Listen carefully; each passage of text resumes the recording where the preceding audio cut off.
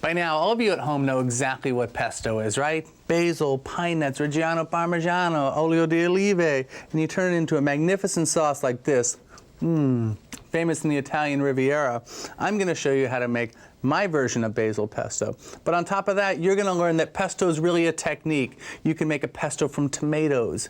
And with that tomato pesto, half a dozen other dishes. Not only that, we're going to make a dessert pesto using fresh ricotta, walnuts, and raisins. So don't go anywhere. These are great.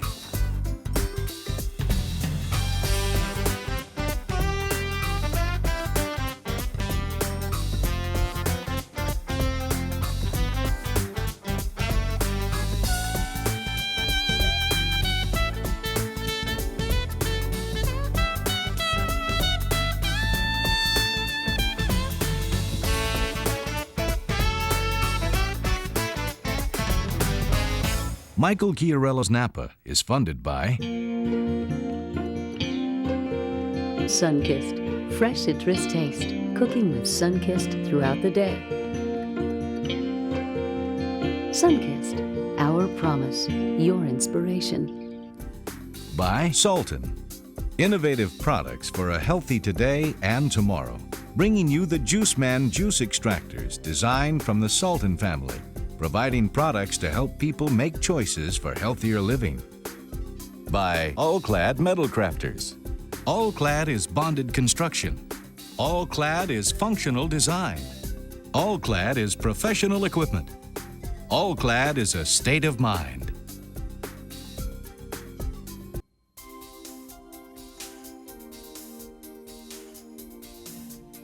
Now what pesto is more than anything is a little just drizzle on top of the finished product. Whether it's a bruschetta or pasta or chicken, whatever it is, it turns a really simple dish into a magnificent meal. But before we get into the pesto, when we were getting ready for the show, I remembered one day I was cooking as a young chef in Trevina. These two famous vintners from Italy came in, Giacomo Bologna and Angelo Gaia, and they were out in the terrazzo. Earlier that day, somebody brought me a pheasant. When hunting, I had this pheasant. I said, I'm going to make some pheasant for these guys. And I know this famous Italian dish. I wanted to do something really classical, this little pollo amatone, this chicken with a weight on it. But I didn't have a weight. I looked around the kitchen. I couldn't figure it out. You know what I did? I ran out into the garden right by their table, and I grabbed a pot. It had some flowers in it. Took the flowers, off they went. And I took this weight, and I wrapped up this flower pot in some foil, because what I needed more than anything was a little bit of weight. I took that pheasant and I boned it out like I did here, not all the way, just took the breastbone out, opened the entire thing up, seasoned it really simply with a little bit of extra virgin olive oil, some gray salt, a couple twists of black pepper. Same thing to the other side, and all you do, you can go on the barbecue, you can go on a saute pan and go into the oven if you'd like. But in this case, my favorite, this stovetop grill. On these go.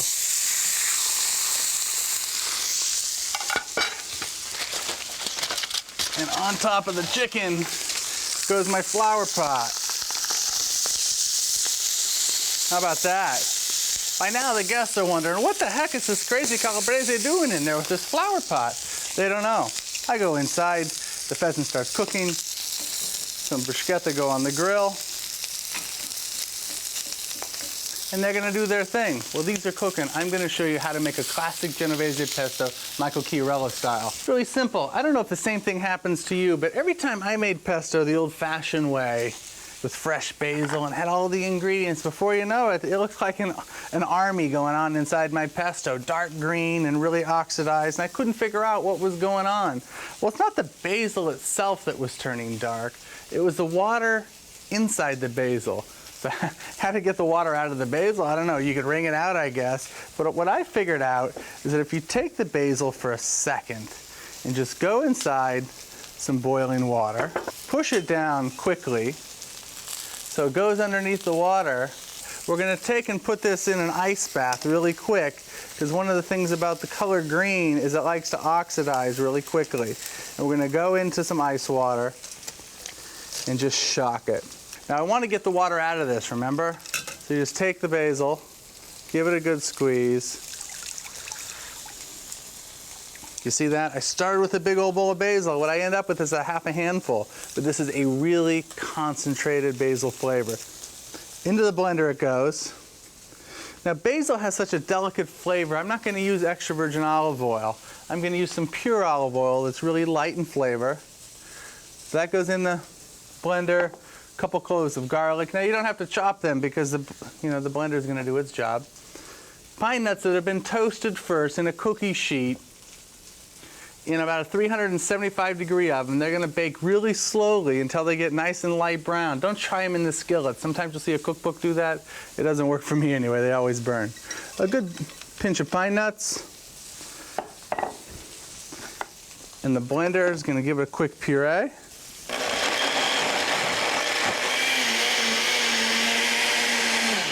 And here's a little trick of mine. Once I puree this a little bit, I'm going to add a little bit of ascorbic acid, some vitamin C, just a touch. Ascorbic acid is going to go inside the water in the basil and create like a little antioxidant. Right about now, I can add some Parmigiano. I'm going to go grab my pepper mill, a little bit of salt. All you need is a little bit of salt for this because the Parmigiano's got plenty of salt. Pepper goes in.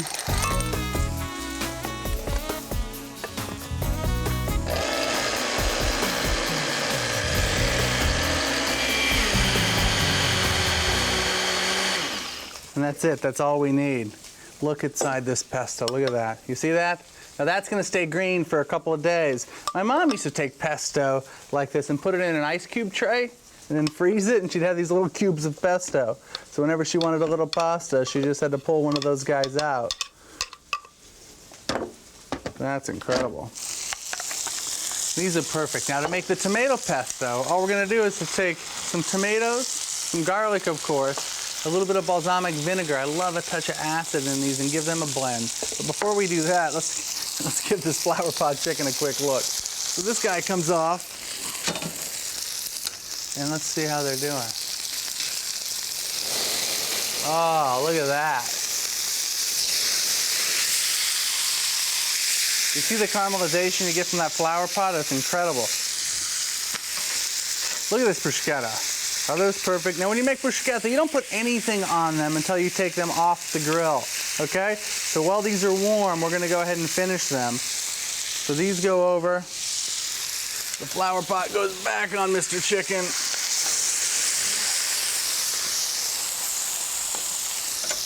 Okay.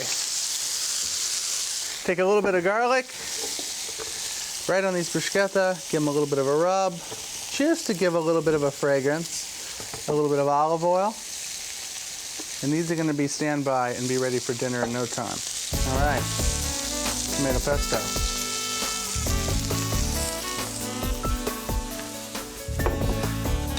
Now inside the blender I have a little bit of this basil left over, but I don't care because I would normally put a little bit of basil inside my pesto, so I don't even need to bother about washing it.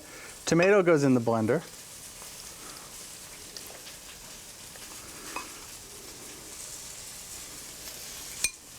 Couple of pine nuts, clove of garlic, a little bit of balsamic vinegar, some olive oil,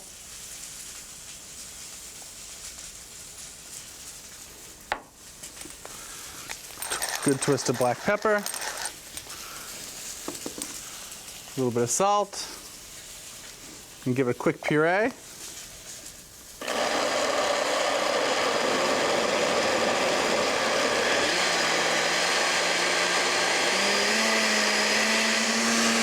Stop it real quick, just like the basil pesto. In goes a little Parmigiano, a little bit more, and just blend it to incorporate it. We want the cheese to remain, to have its great texture.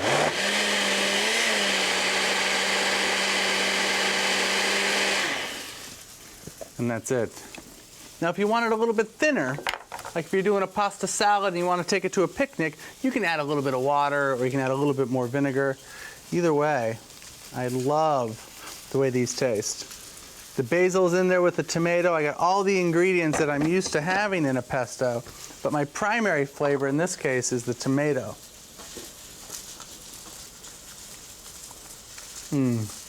Chicken should just about be ready. All right, this chicken, which I love to cook. Can you imagine you come into somebody's house and you see a flower pot on top of their chicken? Oh my God, get that flower pot off that chicken. This should be perfect right about now. Look at that. By pressing on the chicken like that, the thighs, which are usually thicker than the breasts, are gonna cook all at the same time. I love this technique. So will your neighbors, 'cause it'll smell up the whole neighborhood. Chicken goes up over here. Flower pot can get retired. Now I've taken a little penne pasta and we've given it a quick boil. And we're gonna take that basil pesto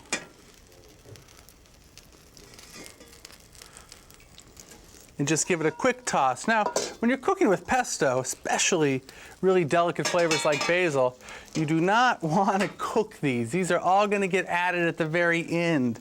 So you take your pesto, in it goes, and here's a little trick. What I like to do is take a little bit of pasta water. The pasta water is going to mix with the olive oil and make sure that it doesn't taste greasy in your mouth at all. It's going to kind of finish the emulsion. Old Italian trick. Give those guys a quick toss. Now that has everything that you need already in it. It already has cheese, all the flavors.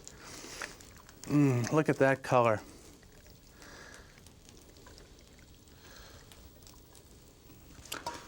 All right, bruschetta go off to the side. A little bit more pesto right on top. A little bit of Parmigiano on the pasta. A few pine nuts. And now for this tomato pesto, you take a big old pollo amatrone here, serve it with a bruschetta with this tomato pesto on the side, so every bite of crisp chicken that you take has a tomato pesto that's just fragrant and tart going right up there against the chicken flavor.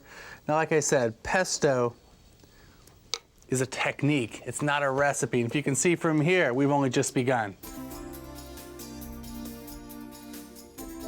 Now we know that the word pesto in pestle in Italian means to pound some things together. We have here is a mortar and pestle. What we're going to use is a slightly different technique and a whole new ingredient base. What we've done is we've made some ricotta, or ricotta depending on where you live. What ricotta means is recooked or cooked a second time. Once you make cheese, you take the whey that's left over from making cheese, bring it back up to a boil with a little bit of citric acid or lemon juice, and you get the rest of the curds. My kind of cheater's way to make ricotta is we take a gallon of milk, a quart of buttermilk, and bring it slowly up to 180 degrees. Just put a candy thermometer in there and you'll see how it's done. The curds will raise to the top. Take some cheesecloth, and look at that, you have some fresh ricotta. Now you can buy some ricotta obviously, but it's kind of cool to make as it is. Fantastic. So, where we used the tomato and the basil before as the base to our pesto, in this case, we're going to use the ricotta.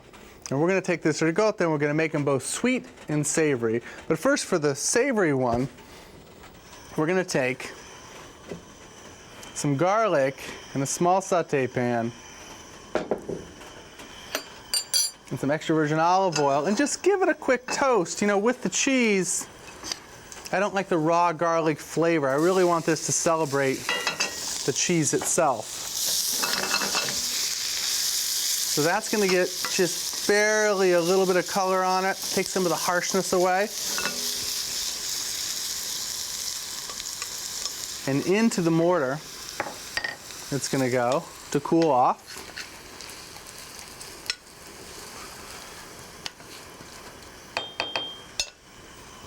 All right. I have some walnuts that have been put in the oven to toast a little bit. Whenever you're using nuts, if you toast them a little bit, you'll bring up the full nutty flavor. I don't want them burned, I just want them lightly toasted. Okay? There's some perfectly toasted walnuts. I'm gonna grab some of these, and these are gonna go in, ooh, they're hot, right into the mortar. I'm gonna take some fresh basil, and the basil leaves go in whole. All right, a little bit of lemon zest.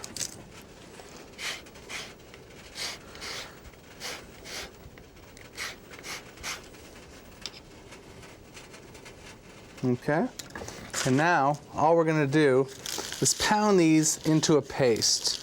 Now the flavor that you get from a mortar pounding in the walnuts. Walnuts have walnut oil in them. If you just put them in a food processor, what you're gonna get is them spun around into small bits and pieces, but what you're not gonna get is that delicate flavor of the walnut oil and the basil oils all mixed together with that lemon and the garlic flavor.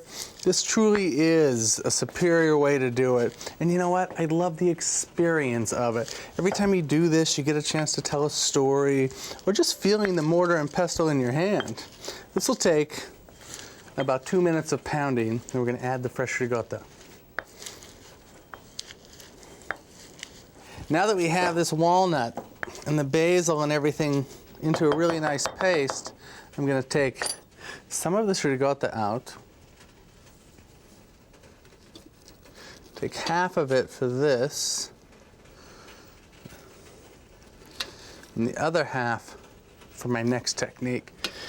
Okay, so ricotta goes in, a little bit of salt, a little bit of black pepper. And now all we have to do is mix these guys together. I'm going to put in a little bit of pecorino. Like I keep telling you guys throughout this entire series, I'm going to show you some techniques that you can use a million different ways. But today, what we're going to do is we're going to take this mixture, we're going to put it in a pastry bag, and we're going to fill it into some shells.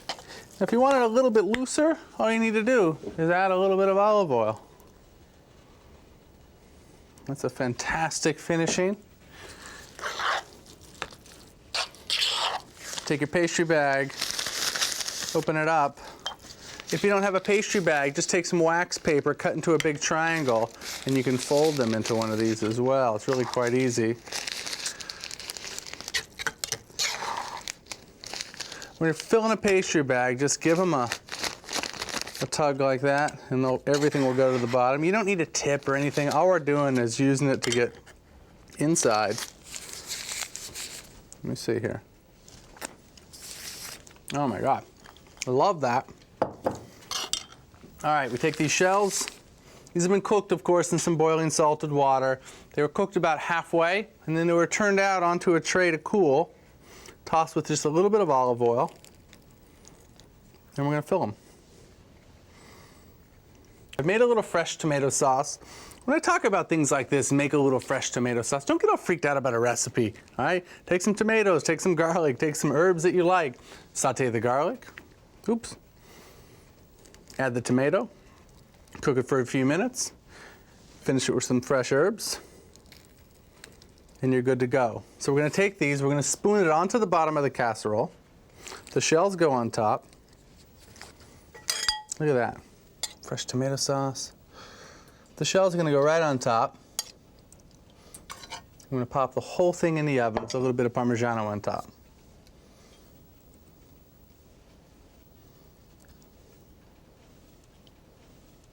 A little bit of Parmigiano. Just a touch of butter drizzled right over the top. It's just barely been melted. This will just help everything brown up. It'll be fantastic. These go into the oven. And while these are baking, I'm going to show you how to take the rest of this ricotta and turn it into a cannoli, which is fantastic. Take this other mortar that I have. I'm going to put some more walnuts in there. We're just going to break these up a little bit. And again, the reason I don't chop these is I want a little bit of that walnut oil to just begin to ooze out.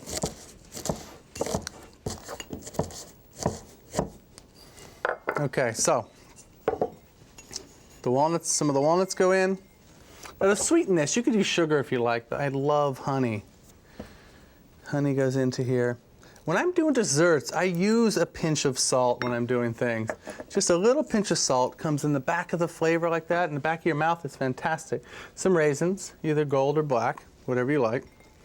Very Southern Italian. The use of raisins in fruits like this is very Sicilian and Calabrese. These mix together. if you like, if you're a little Americani and you say, God, I don't know if I can just do that ricotta, I'm looking for something a little more whipped cream, then fold some whipped cream in. Make a little sweetened whipped cream, fold it right into this entire mixture, and use it as you wish. I'm gonna take a little bit of grated chocolate. These guys in San Francisco are turning out some of the best chocolate bars I've ever tasted. Okay. Take another pastry bag, fill it up the same exact way. You know what would be fun? You can invite some people over for stuffed shells. You can have stuffed shells two ways. You have stuffed kind of manicotti style with the tomato sauce that we have in the oven right now, and stuffed cannoli.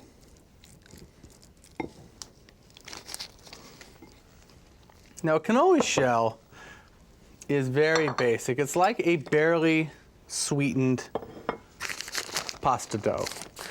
If you take your pasta machine and you roll it out, so if you have some cannoli tubes that are used to wrap around that, and you look on the back of the cannoli tube box, they usually have a great recipe for a cannoli dough.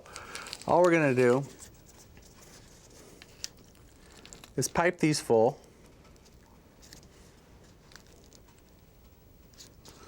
And take the ends, just give them a little dip right inside the chocolate and stack them up on a platter. It'll be fantastic.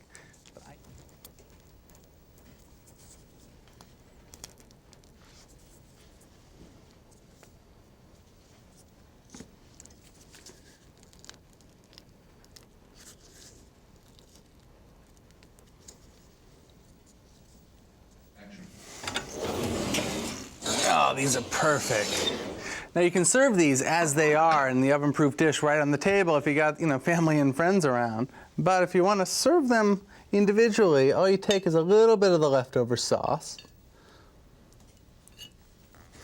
Take one of these shells. Let me see. Oh, those are incredible. All right.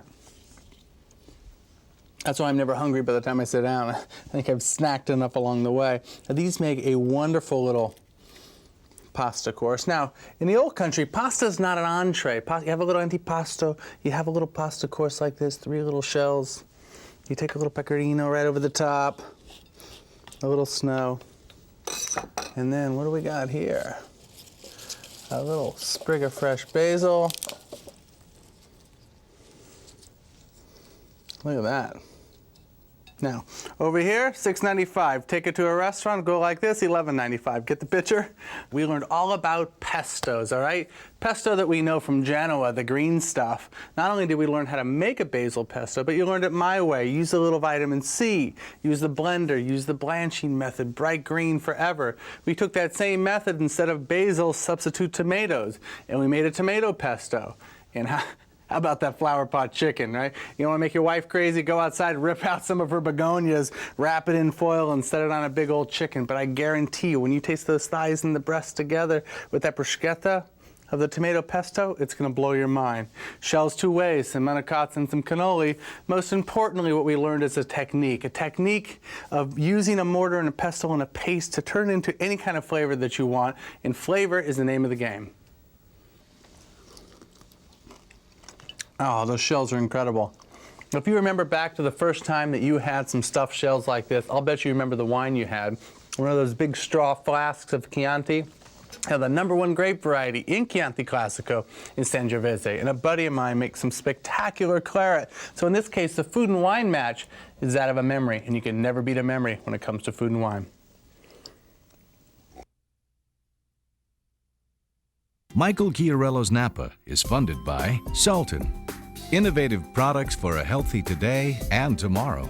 Bringing you the family of George Foreman's lean, mean, fat-reducing grilling machine.